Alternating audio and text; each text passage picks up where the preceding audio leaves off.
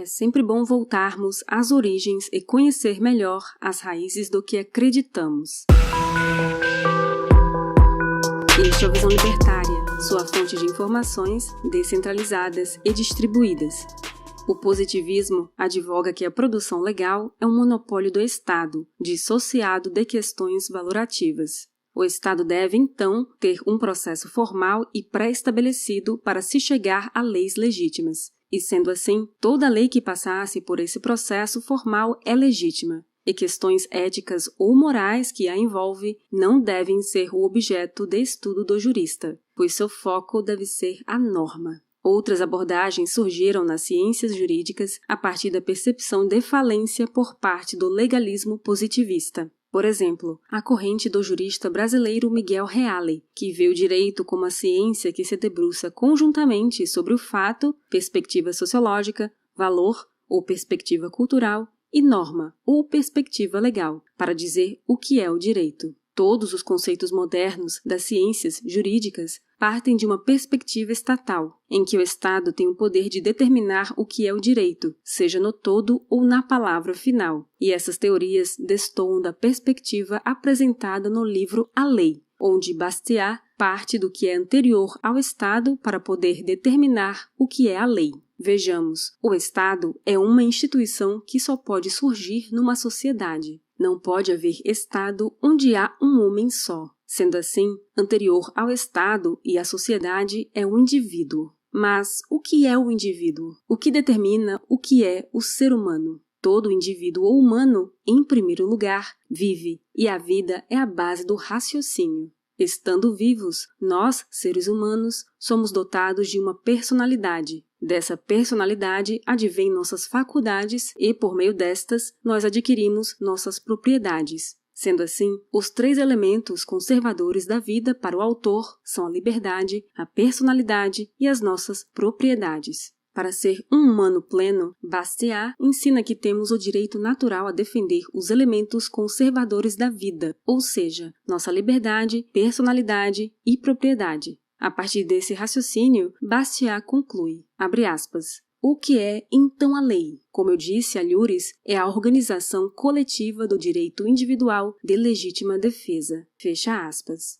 Murray Rothbard, americano nascido em Nova York no ano de 1925, é considerado o pai do anarcocapitalismo. Ele definiu em sua obra Anatomia do Estado como o moderno libertarianismo enxerga a existência dos governos. Murray abandonou a antiga postura minarquista da escola austríaca, quando passou a defender que o mercado pode oferecer o que, na filosofia laissez-faire, são as únicas atribuições legítimas do Estado, a justiça e a segurança. Baseado nas ideias do sociólogo alemão Franz Oppenheimer, Rothbard contesta a ideia de contrato social para explicar a formação e legitimação do Estado. Vejamos, abre aspas. O que é, então, o Estado como um conceito sociológico? O Estado, em sua gênese, é uma instituição social imposta por um grupo vitorioso de homens sobre um grupo derrotado, com o único propósito de regular o domínio do grupo vitorioso de homens sobre o grupo derrotado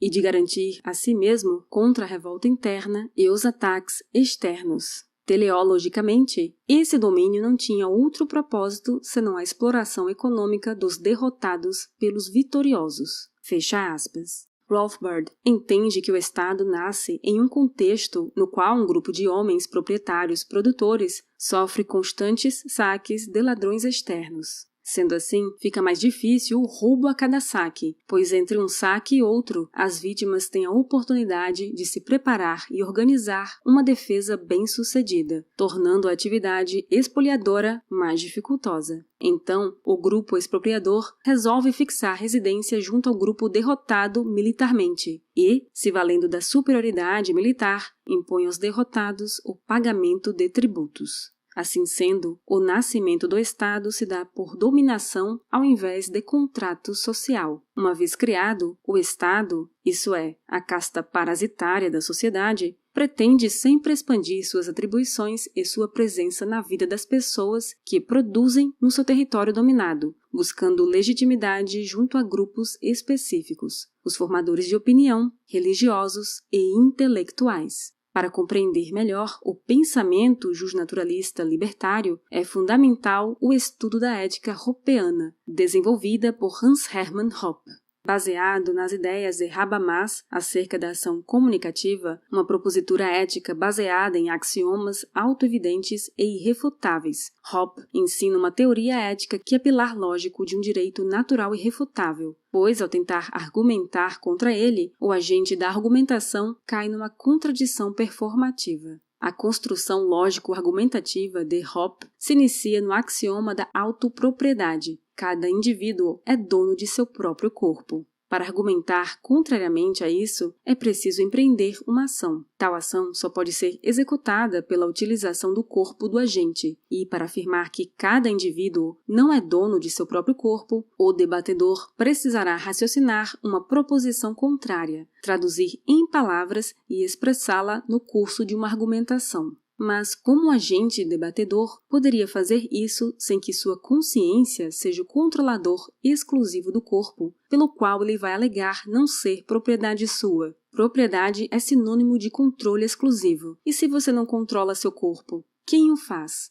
Ou quem o pode fazer sem sua permissão ou sem fazer tombar sua vontade perante a dele? Está dada a base do axioma da autopropriedade. Dado o axioma da autopropriedade, em sua progressão lógica, Hoppe passa a justificativa lógica dos meios de produção. Tomemos o fator terra, uma vez que você, possuidor de si mesmo, depare-se com uma terra sem dono e se apropria dela. Temos aqui a apropriação original. Do que ela decorre? Decorre da mistura do seu trabalho ao meio natural, tal qual proposto por Locke. Sendo assim, para ser dono legítimo de uma terra por apropriação original, é preciso que o indivíduo trabalhe a terra que ele requer, não bastando a mera alegação de propriedade, que equivale à usurpação.